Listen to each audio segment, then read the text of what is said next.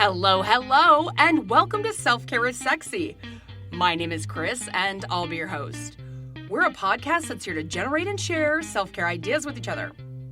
Our last episode was all about self-hype, self-talk, and self-promotion. And if you missed that show, bit of a spoiler, but you're not doing it enough.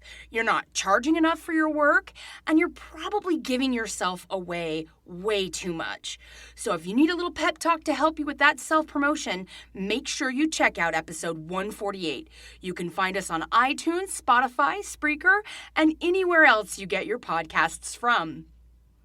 Okay, want to give you a quick preview of what to expect from today's show. Today's show, I'm secretly fangirling out on my own idea because I love self-assessment quizzes. I loved them back in the 90s when you'd take them from the back of a magazine, like the star compatibility quiz or whatever. But this is a self-care assessment quiz that's going to help point you to the right type of self-care that you need right now and really get you thinking about all the ways that you can do self-care. But first, a few quick housekeeping notes. So I just want to announce that, after a lot of crying and customer support calls, I have a new website back up and running at selfcareissexy.com. So make sure you go check it out. It's brand new. I haven't even hooked up the store yet, but I'm really excited to have finally figured out some of the tech stuff behind the scenes. And so there it is. Again, it's www.selfcareissexy.com. I'll be adding resources page soon, as well as a player so that you can go to the website and listen there if you need to, or through any of the mini hosting sites that you can find us on. Next up, I wanted to share an iTunes review that I got, and it made me cry because, I just honestly, I don't keep up with the reviews. I just don't. I haven't. Until I was, doing some tech stuff and I came across this one and it made me cry. I was just so blown away. So it's from Totally Tia, 2012 $, who wrote, "I'm new to podcasts in general and never really listened to them until a friend started sending us daily ones to listen to. Long story short, I came across this particular podcast and the title itself captured my interest. I'm so glad I decided to listen in. I love the way this show is so natural and how Chris just delivers the material so well. You can tell that she is a practitioner of what she preaches. I love this show because I realize I needed self-care. This truly helps me actually sit back and think how I can love myself and give myself the care needed. Love your show. Please keep it coming." Thank you so much, Tia. Totally Tia, 2012. That was just so awesome. I got that review at a very dark time when I super needed it. So thank you very much. It's the motivation that keeps me going. So thank you. If you would like to be on the show, please email me. It's Chris, Kris, at selfcareissexy.com. All right. So for today, I'm going to rattle off some questions. And basically, you can do one of two things. You can follow along and just answer these questions yourself and do nothing with this information. And that's totally okay. That is absolutely an act of self-care. So that's a big win for you right there. Or you can follow along, pause me as needed, and take the time to answer these questions for real. Maybe journal it out. And for bonus points, if you want to take your answers and use the answer key to score your results and find out what kind of self-care you actually need right now, there's that option too. So lots of different ways to be involved and interact with today's content. Before we get started though, if you're driving or on a treadmill or assembling knives like my amazing pal from Safe Space Reiki, just make sure you're being safe and taking care of yourself first. All right, so I'm going to go over these questions. I've got a little commentary to go with it. And so as always, you can skip that part and just jot the questions down. Like I said, there's many ways to interact with today's content, so you decide your level of involvement. All right, the first question of our self-care assessment quiz is, number 1, how do I best identify my own needs? Now, this question is designed to stop you in your tracks and find out just how well you've been at being able to tell what you need. And if this question automatically stumped you, or you had a shitty reaction to it in general, I want you to pay attention to that. So how do we identify our own needs? Well, emotions are the quickest way to do that. So when someone asks you how you feel, how you doing, what's been going on, I want you to get good at being able to answer truthfully, not masking with I'm fine, things like that. You want to get really good at identifying your emotions, and that's going to help you identify your needs. So again, the question, how do I best identify my own needs? Number 2, when my emotional gas tank is empty, what nourishes me most? So this question is designed to get you thinking about 2 things.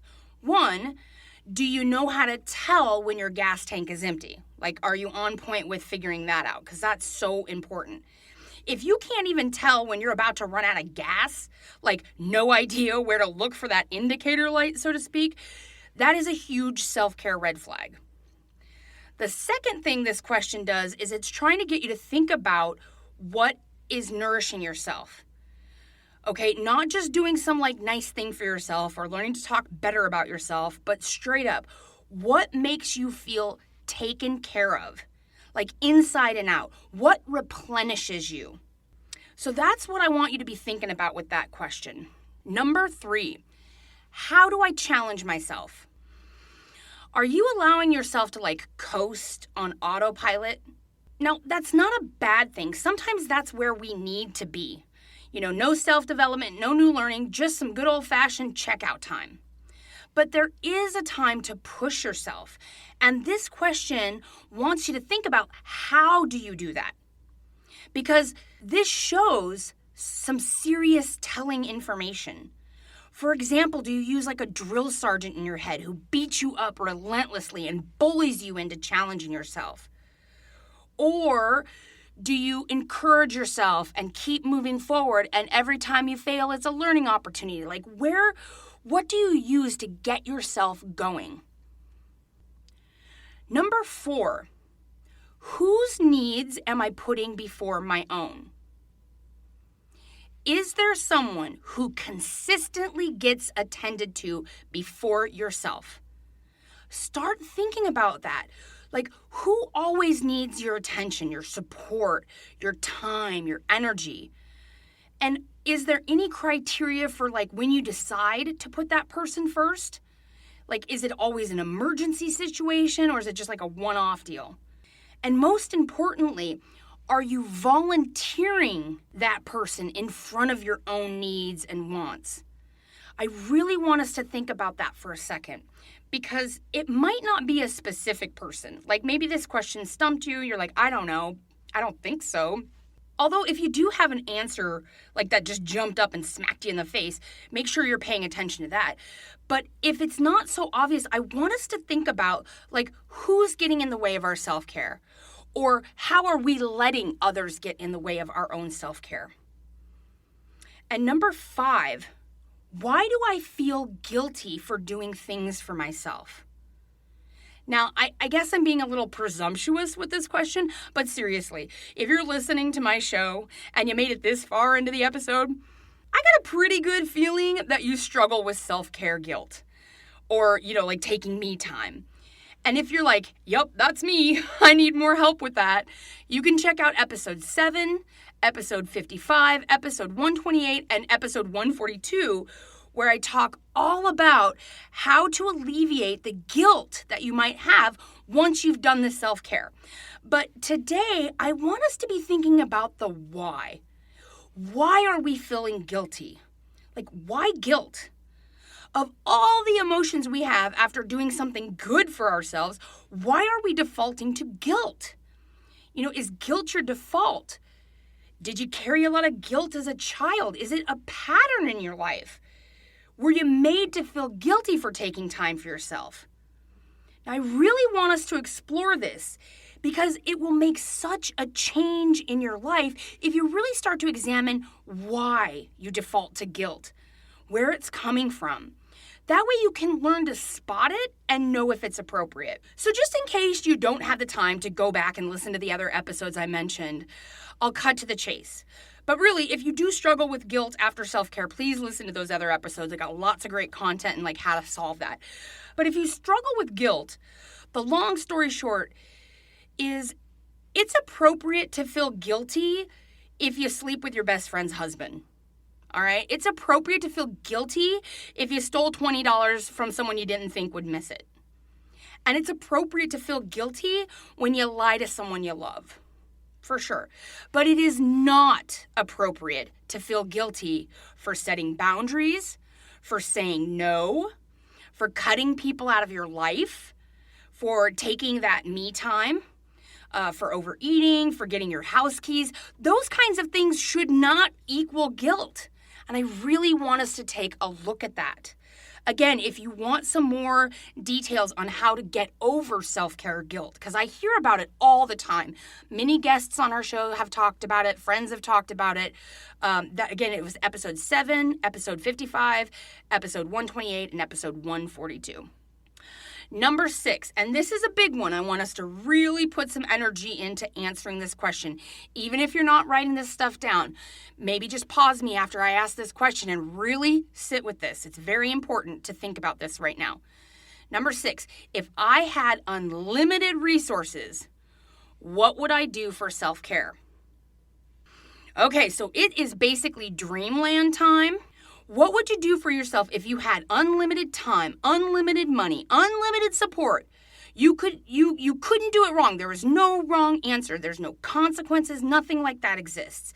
What would you do for self-care? Like Sugar Daddy-O drops from the sky and he doesn't want sex or anything.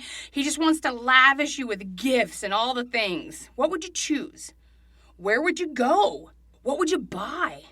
Are there any retreats you'd sign up, or maybe a cross-country trek that you want to take? Or what would you do for self-care? And I want you dreaming about all this magical stuff to show us that we do know what we need for self-care. We've just bought into this idea that we can't get it. And we've bought into this baggage of can'ts and shoulds. And we've convinced ourselves that we can't do things for ourselves because we don't deserve them, or we couldn't possibly be away from the kids that long. We can't justify spending the money on it. We don't have the freedom, and so on. These are all examples of how you are cock-blocking yourself from self-care. Probably because of the guilt, see question above, right? You're probably telling yourself a story about why you can't have these things. But what I want us to do with this question is to really dream big and think about, if there were no barriers, what would I do for myself for self-care? How would I take care of myself? And what you're going to find is that you know the answer. You have the ability to figure this out. You know what you need. Number 7, finish this sentence. When I put myself first, I what? I feel this, I think this, I do this. Separate that question into 3 parts. How do you feel when you put yourself first? If you're new to self-care, if you're new to the show and you've not really done this often, it might feel awkward. If you're a veteran and you're really working on yourself, you're really doing all the self-care that you can, you're really, uncovering those shadows, you're really working through the trauma, whatever it is you're doing. When you put yourself first, maybe you're starting to feel empowered. Maybe you're starting to feel good and relaxed and activated. Maybe you do feel guilty. Maybe there is this element of, I don't deserve it, or I can't have it, or these other things are more important. I really want you to ask yourself over and over, how do you feel when you put yourself first? What do you do when you put yourself first? How do you tell others that you are putting yourself first? And that is the most important part of this show. Our tagline is, we're here to give you permission to put yourself first. So often, especially as women, we're taught that, we've got to serve the family, we've got to serve the spouse, we've got to